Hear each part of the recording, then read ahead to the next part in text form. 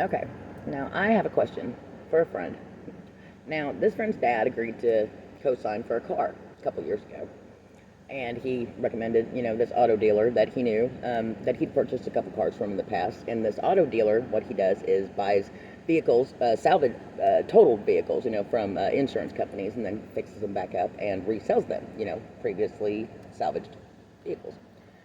Anyway, so sure, why not?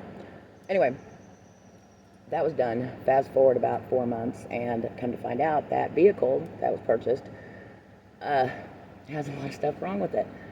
Couldn't even get an alignment. It went through 6 tires in 4 months. 6 brand new tires in 4 months, 44. I mean, the steel wire's showing through after just, a month and a half. Anyway, now, 3 body mechanics later come to find out that vehicle is a death trap. Literally is what it was titled, a death trap, okay? The frame wasn't even attached to the car. All four wheels were pointed in different directions. It was, there was no reason that it should be roadworthy, is what one even said in a letter that was sent that could be taken to court.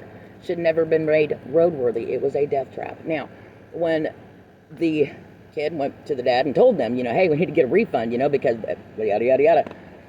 The parent was not behind the kid, okay? The parent said, literally, he was like, you can get another one from the dealer, they'll trade it out, but they're not going to do a refund, and if you want to try to go for a refund, you're on your own. Okay, fine. I can understand not wanting to necessarily get involved in all that because you just agreed to co-sign a title, or co-sign a car, but still, that's your kid. Why would you be okay with getting another vehicle at 144? Why would you be okay with that?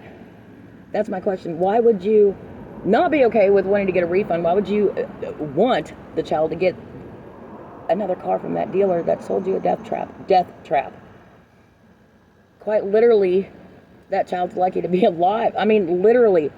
I can't even. But not only that, another question that I have is, why was that car even made roadworthy to begin with? And about the only people that, the only people that are allowed to make salvage titles into previously salvaged titles are sheriffs, okay? Sheriffs, and it has to go through a very strict inspection to be made roadworthy.